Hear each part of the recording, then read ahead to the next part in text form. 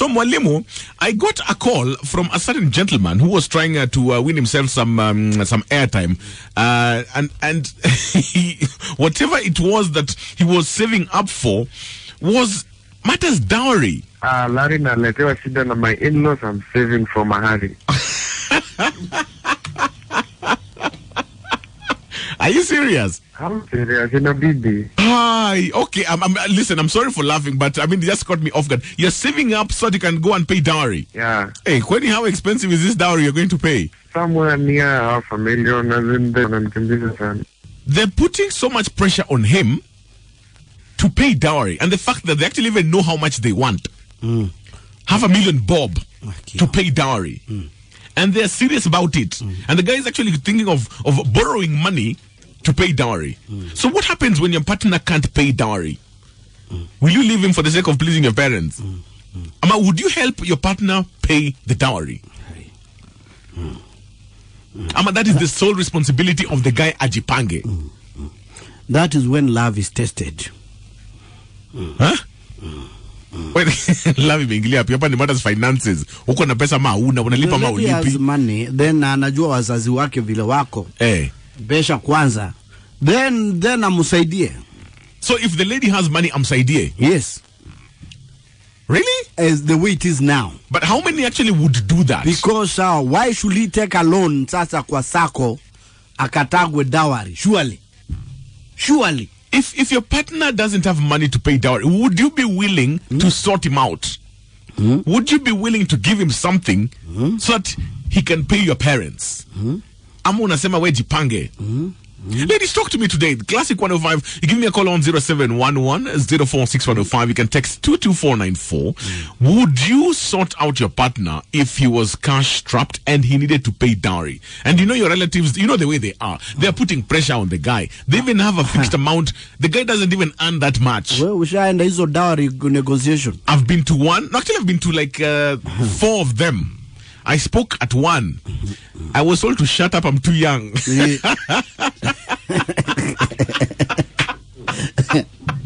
Hey, you know this thing to collect vijana ati twendeni tukaongee. Do you know we were sent away to go and bring older people? The girl, those mzes, don't joke. The girl was so annoyed, She nearly left with us. Anyway, that's another story for another day. If your partner has money, okay? I mean, no, if your partner doesn't have money, would you be willing to give him some cash to pay dowry for you? This fellow wants to take a loan. He wants to take a loan to go and pay dowry. What are your thoughts on this? You can tweet us at Larry Asego, at Mwalimu Kingangi, at Maina and Kingangi in the morning. Would you take a loan? No. Taking a loan, people do it. But how many of you would actually, sort out your partner? Say that, listen, I know the way my people are. They're going to ask for lots of money. You don't have money right now. I have some cash. Chukua hii. People take a loan for wedding and dowry. Imagine, this is not even the wedding. It's just dowry.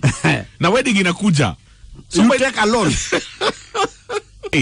There's a guy who is contemplating taking a loan to go and pay dowry. And you're just wondering, as a woman, if your partner doesn't have the money, and you know the way your dad is, you know the way your mom is, wanakupenda sana, tulimpeleka shule, the person who comes to get you has to pay a lot of money. They even know how much they want. And the guy doesn't have money, and you have some money. Maybe it was a chama meeting that it was your turn, ukaangukia pesa, or maybe you got money somewhere, you sold, and you have the money. Would you help your guy out? That's the question you're asking today. I'm looking at the tweets coming in. This one is Joseph. You're saying that ladies are considered to be valuable assets. I hate this dowry thing. Okay. Have you paid? Clearly from that tweet you have not paid. Now you're not planning on paying. This one is from Wycliffe. You said that huwa jamaa mwambie watu wana take loan kununua plot na yana take loan kununua bibi aache ujinga. I'd rather invest in a plot of land rather than invest in dowry. Dawadi nitalipa nikifikiria mtoto wenu ananisumbua na pesa za nywele. Oh my goodness. Would you help your partner pay dowry? We also need to talk about those fellows who have refused to pay dowry. Kabisa kata wamekata. 20 years down the lane, you've never paid your dowry. That's a topic for another day. Today I'm just asking the ladies, if you had the cash, many criminals around, and your partner did not have the money, and your parents are insisting, would you give your partner the cash to pay for your dowry? Would you help him to pay the dowry?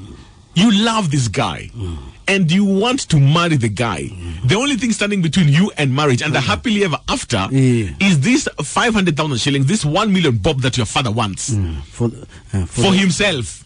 Because kuna kwanga na pesa ya baba in one envelope, then pesa ya mama in another envelope, then pesa ya... Do you know the dowry takes place? Me, I was shocked. The day we were told to shut up and go and get grown-ups. Imagine niko na watoto. Alafu naambia toka hapa, go and bring grown-ups. I'm like, what the hell? I was so annoyed. Anyway, you arrive at the homestead. There are people who are going to open the door for you. Okay? Kwa gate. Now, those vijanas were gate. You have to give them something in their own envelope. What do you mean? Unawaachia yao kufungua mlango ati because they're tired from walking from the house to the gate. Utter nonsense. And then when you get to the house, ulikuwa na crate ya soda. Wewe uko na crate ya soda muachia hapo. Now there are some the aunties who are cooking for that day. Some of them hata you don't know who they are. Maybe ni majirani tu wamekuja. You leave for them their crate of soda, which is in envelopes. And then you get inside. Now you sit down. Before you start telling them what you're doing there, I don't know, some loose drunk uncle alikuwa ametoka kwa choo anapita kienda nje. Anasema ndio hawa wageni. Na simu niwachie kitu nitoke nirudi. So that kutoka kurudi mnamwachia. He goes to the changaden and does whatever he does. Then the folks, I'm telling you, you part with so much money. That's why marrying a girl, the community is the one that does it. Hawezi peke yako. La sivyo you take a loan. Can you accept that she gives you at least money ulipe mahari? Me, I don't see the problem. People are saying hakuna kitu kama hiyo. Wacha ungangane or don't marry her at all. Manuela, you're saying in Kalenjin dowry is something essential to thank your wife's parents. Mwanaume ni effort. Lazima tujipange kulipa mahari. Esther, you're saying it's a tradition to pay dowry. I will surely help him out if I had the money. Thank you. Somebody's seeing sense. If she really loves you, she will help you pay. A responsible man knows dowry must be paid, hata kama ni kidogo, as a sign of appreciation. But here you have come into a family where they actually even know how much they want, 500,000 bob, and you don't have it. Classic, Manasai. Yes, how are you doing? I'm fine. Why would you help your partner to pay dowry? If the guy doesn't have cash and you know the way your parents are, they're putting pressure on him, and you have the money, would you help him out? Utajioa. Hiyo ni kama umejioa. Idwa nyomri. In law they say that. You want to nyomo yourself? No. Utamu wa ndoa ni mume ya sweat. Mwanaume ni kutafuta dowry. So if the guy doesn't have money, what do you do? What atafute? Are you sure? And if I'll help, atanilipa. Are you so if lazima aku appreciate. That's why he appreciates you. So you would let him just sweat it out? Yeah, it's okay to sweat it out. Nothing comes easy. And you included, you don't come easy. Yeah, I don't come easy. Hey, I beg. You're laughing, Salime Kingangi. Okay, oh my goodness. You would not help your partner pay the dowry and you have the money. And you know the way your parents are. Talking about mother's dowry. And if your dude doesn't have money, some people are saying, siwezi lipa hata kidogo. Hello, Classic. You are saying if one has money, they should make a contribution. Yes. You have given a proposal of even up to 500,000 shillings. Why are you laughing? Larry. Yes. That is an outright payment. What? Whoever will give you 500, don't ever complain. Yes. You don't complain. Really? You only outright payment. So if she gives you money, yes, she can do whatever she wants. Exactly. Not that the lady will do whatever she wants. Yes. Whoever gives you money to go and bring her home. Yes. Utakuwa unamletea nyumbani. Kumbuka jana ulisema the most beautiful lady ni kama mahindi mzuri imepandwa kando ya barabara. Yes. Sasa hii si hayuko kwa barabara. Umemleta nyumbani. Yes. Umewaleta nyumbani. Hello, Classic. Hi, how are you? Fine, thank you.